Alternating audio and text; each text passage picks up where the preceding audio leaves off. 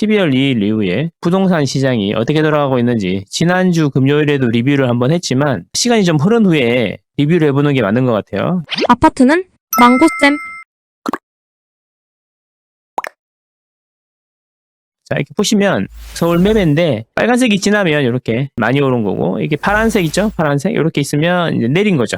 강동구 같은 경우에는 매매가 0.02% 내렸고, 광진구 같은 게 0.07% 이렇게 색깔이 희물구하게 이게 동대문구도 마이너스 0.01, 그 다음에 서대문구도 마이너스 0.01, 동작구도 마이너스 0.01, 강동구는 0.02 이렇게 네다섯 군데는 내린 걸로 나왔고, 강남 서초, 그 다음에 용산, 그 다음에 광진, 강남구 원천은 여전히 핫한 걸로 나왔습니다. 전체적으로 보면 서울이 오름폭이 많이 약해졌다, 이렇게 보는 게 맞겠네요.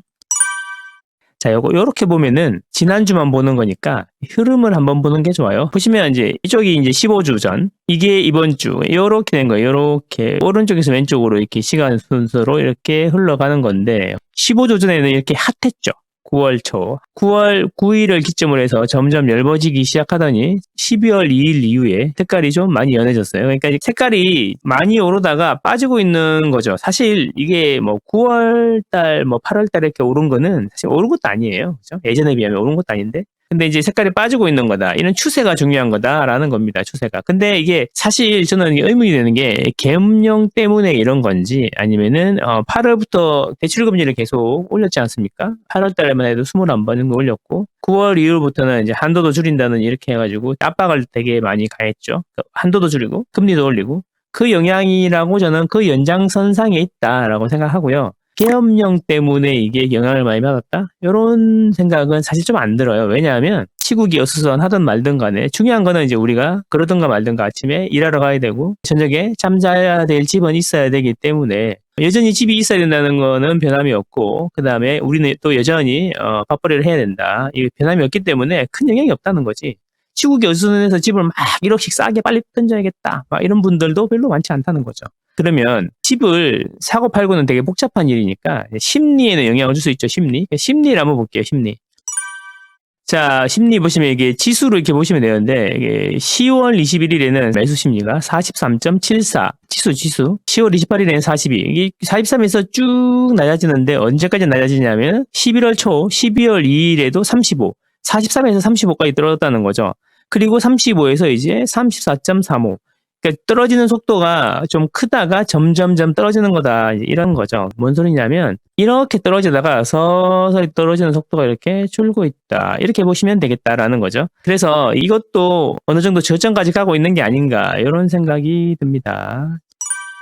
그래서 이제 그런 거죠. 정부가 그걸 모르냐, 반대쪽에서 얘기하시는 분은 정부가 그걸 모르냐, 내년 초가 되면은 대출금리가 이제 떨어질 걸로 예상해가지고 막 달려들 거 모르냐, 이제 이런 이야기도 많이 하시는데, 실제로 은행들이 이제 대출금리를 미리 나누고 있다는 거, 그게 중요하고요. 정부가 원하는 게 집값 폭락인가? 이런 걸 한번 생각해 보셔야 되는 거죠. 정부가 원하는 거는 집값 폭락도 아니고 폭등도 아니고 물가 상승률 수준에서 꾸준히 가격이 올라주면서 공급이 좀 많아지기를 바라는 거죠. 아무래도 공급이 많아야지 장기적으로는 집이 안정이 되는 거니까 그런 걸 바라는 거죠. 그래서 집은 이제 물가 상승률 수준으로 천천히 오르면서 공급이 원활하게 될 수 있도록 그런 환경이 구축되는 거, 그런 걸 원하는 것 같습니다. 그래야 장기적으로 집값이 안정되니까. 재건축 재개발 때문에 집값이 오르고 분양 때문에 집값이 오른다 그래갖고 분양도 때려맞고 재건축 재개발도 때려맞고 그러면 당장은 시원할 수 있어. 집값 오르는 걸 뭐 막는 것 같이 보일지 모르지만 시간이 지나면 그 공급을 줄여가지고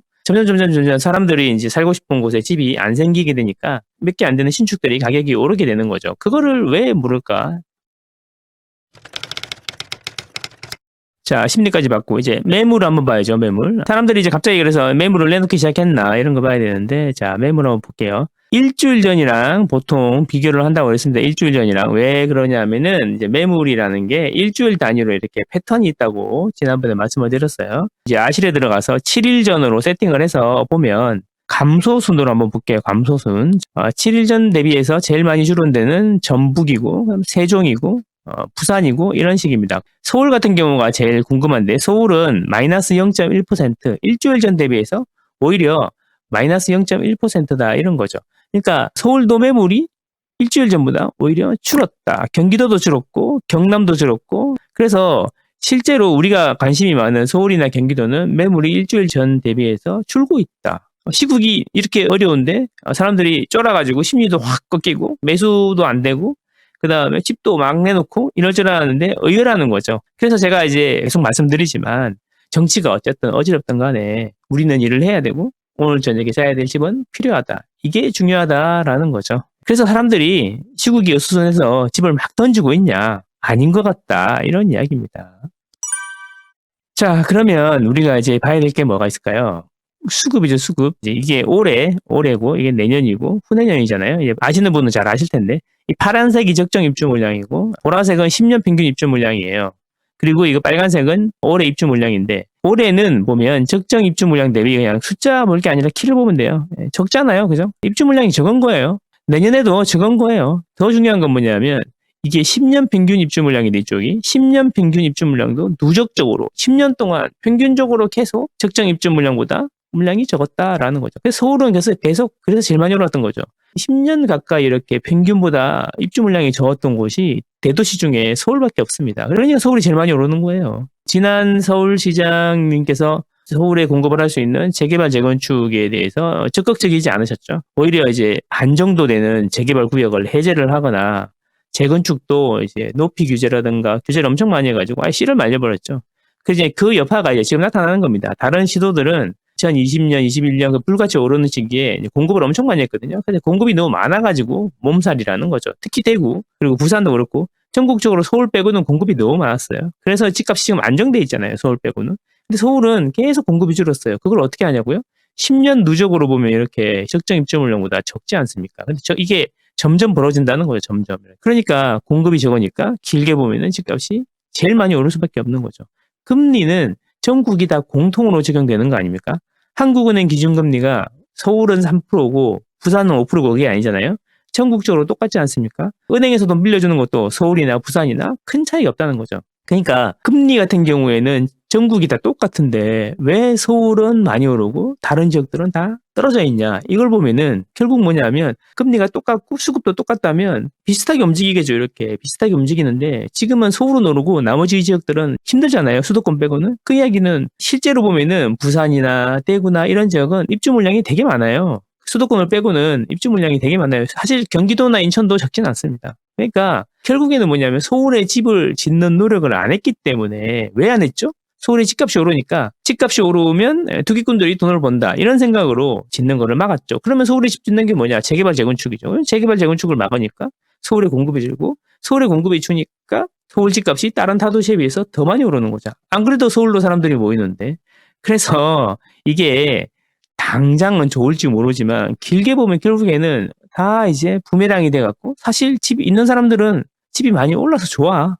근데 정부를 믿고 서울시를 믿고 집을 안 사셨던 분은 부메랑이 돼가지고 돌아오는 거죠. 물론 집을 여전히 안 사시는 경우에는 상관없지만 전세나 월세 사시면 되니까 전월세 가격도 많이 올랐습니다. 그래서 이게 문제라는 거죠. 그래서 이제 당장은 투기꾼들 잡는다고 공급을 줄이면 결국에는 그 피해는 집값을 잡아준다는 이야기를 듣고 집을 안 산 사람들에게 피해가 간다 이런 겁니다.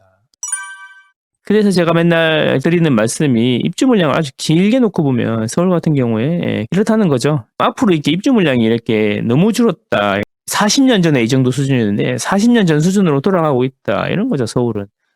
심각합니다. 근데 이게 하루아침에 해결될 기미가 보이지 않는다. 그러면 우리는 어디에 주목을 해야 되냐. 서울의 집값이 계속 오르니까, 서울의 신축이 계속 오르니까, 서울의 신축, 다음에 이제 구축이 오를 거란 말이죠. 구축. 그리고 재개발 재건축이 오를 거다. 이런 이야기죠. 그래서 우리는 재개발 재건축이나 입지 좋은 구축에 이제 관심을 가져야 된다. 이런 이야기입니다. 신축을 사기 힘들면 그렇게 하셔야 된다. 이런 이야기죠. 이게 얼마나 심각합니까? 너무나 자명한데 금리를 계속 올릴 수 있을까? 지난 정권 때도 그렇게 규제를 많이 하고 그렇게 다주택자들한테 규제를 굴레를 씌웠는데 결국에는 집값이 더 많이 올랐지 않습니까? 그렇다라는 겁니다. 시장을 이기는 정부는 없다. 이런 이야기죠. 구독, 좋아요, 구독, 좋아요.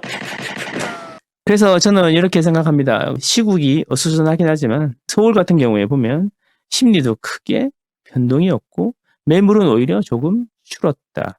다만 한국 부동산원에서 나오는 데이터는 조금 떨어진 걸로 나오는데 한국 부동산 데이터들은 시차가 좀 있어요. 시차가. 거래량이 좀 있을 때는 시차가 좀 줄어들고 거래량이 좀 없을 때는 한두 달씩 시차가 커지거든요. 그래서 이제 이 한국 부동산원에서 아까 하얗게 나오는 것들은 어쩌면 지금 12월 중순의 분위기가 아니라 10월 달 분위기일 수 있고 9월 달 분위기일 수 있다. 이런 거를 참고하시면 되고, 그래서 가장 빠른 게 뭐냐면 아까 KB에서 나오는 심리인데요. 심리는 하루에도 여러 번 변할 수 있잖아요.